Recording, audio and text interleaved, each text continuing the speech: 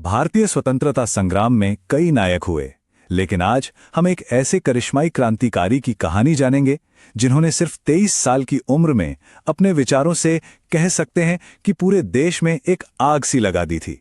जी हां, हम बात कर रहे हैं सरदार भगत सिंह की। चलिए कहानी की शुरुआत एक खास तारीख से करते हैं। 8 अप्रैल 1929। जगह थी दिल्ली की सेंट्रल असेंबली, जहां सेशन चल रहा था। माहौल में ना एक अजीब सी, एक तूफान से पहले वाली शांति थी जो बस कुछ ही पलों में टूटने वाली थी। और फिर हुआ वही, एक जोरदार धमाका। पूरी असेंबली हिल गई। चारों तरफ बस धुआं ही धुआं और लोगों में अफरा तफरी मच गई। ये बम दर्शक दीर्घा से 2 नौजवानों ने फेंके थे। लेकिन यहां कहानी में एक बहुत ही दिलचस्प मोड़ आता है। पता चलता है कि ये बम जानबूझकर ऐसे बनाए गए थे जिनसे किसी को कोई चोट ना पहुंचे। उनका मकसद किसी की जान लेना था ही नहीं। मकसद था सिर्फ एक जोरदार आवाज करना, जैसा कि उन्होंने खुद कहा, बहरों को सुनाने के लिए। तो यहां एक बहुत बड़ा सवाल खड़ा होता है। अगर किसी को नुकसान पहुंचाना ही नहीं था और वो चाहते तो आसानी से भाग भी सकते थे, तो फिर भगत सिंह और उनके साथी बटुकेश्वर दत्त वहीं खड़े क्यों रहे? उन्होंने अपनी गिरफ्तारी क्यों दी? इस एक सवाल का जवाब उनकी पूरी जिंदगी की कहानी में छिपा है।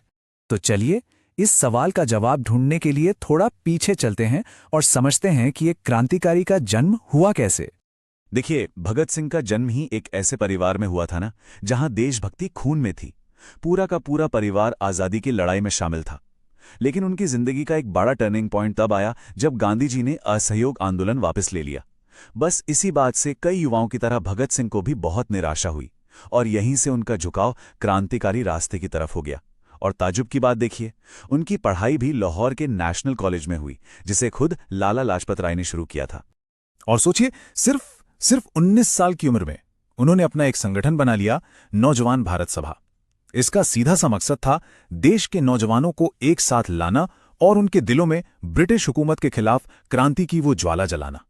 ये एक ऑर्गेनाइजर के तौर पर उनका पहला बहुत बड़ा कदम था।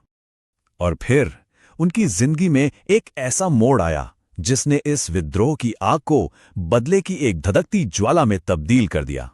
हुआ यह कि साइमन कमीशन का विरोध हो रहा था, एक बिल्कुल शांतिपूर्ण प्रदर्शन, लेकिन पुलिस ने उस पर बड़ी बेरहमी से लाठीचार्ज कर दिया। और इस लाठीचार्ज का ऑर्डर दिया था पुलिस चीफ जेम्स स्कॉट ने। इसी लाठीचार्ज में लाला लाजपत राय इतने बुरी तरह घायल हुए कि कुछ ही दिनों में उनकी मौत हो गई। बस इस एक घटना ने भगत सिंह और उनके साथियों के दिलों में बदले की आग भड़का दी। तो अब उन्होंने कसम खाई कि अपने प्रिय नेता की मौत का बदला लेकर रहेंगे। निशाना कौन था? वही पुलिस चीफ जेम्स स्कॉट। लेकिन यहीं पर एक बहुत बड़ी चूक हो गई। गलत पहचान की वजह से उन्होंने स्कॉट की जगह assistant police superintendent John Saunders को मार दिया। ये एक अनजाने में हुई गलती थी, पर इसका नतीजा बहुत बहुत बड़ा होने वाला था। और अब कहानी घूमकर वापस वहीं आती है, असेंबली बम कांड पर। सॉन्डर्स हत्याकांड के बाद भगत सिंह ने जो आत्मसमर्पण किया, वो असल में एक बहुत बड़ी सोची समझी रणनीति का हिस्सा था। असल में भगत सिंह के लिए अदालत अपना बचाव करने की जगह थी ही नहीं। उन्होंने तो उसे एक स्टेज, एक मंच बनाने का फैसला कर लिया था। वो चाहते थे कि उनकी आवाज, उनके विचार पूरे देश तक पहुंचें। वो विचार थे समाजवादी क्रांति के, एक ऐसी आजादी का सपना जो सिर्फ अंग्रेजों से नहीं बल्कि हर तरह के शोषण से हो, जहां राज किसानों और मजदूरों का हो। और अपनी इस आवाज को पूरे देश तक पहुंचाने के लिए अदालत से बेहतर भला कौन सी जगह हो सकती थी? और फिर अदालत में गूंजा वो नारा जो इतिहास बन गया, इंकलाब जिंदाबाद। मतलब क्रांति अमर रहे। इस एक नारे ने ना पूरे देश के युवाओं के अंदर जैसे जोश की एक लहर दौड़ा दी। उन्होंने अपनी हर सुनवाई को अपने विचारों को फैलाने का सबसे बड़ा जरिया बना लिया था।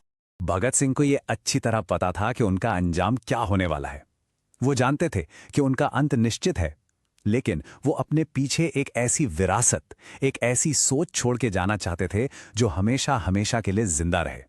लाहौर षड्यंत्र केस में भगत सिंह, सुखदेव और राजगुरु तीनों को मौत की सजा सुनाई गई और अंग्रेजी हुकूमत उनके विचारों के फैलने से इतना ज्यादा डर गई थी कि उन्हें तय तारीख से एक दिन पहले ही 23 मार्च 1931 की शाम को फांसी पर चढ़ा दिया गया। और इस वक्त उनकी उम्र क्या थी? सिर्फ 23 साल। सोचिए, सिर्फ 23 साल।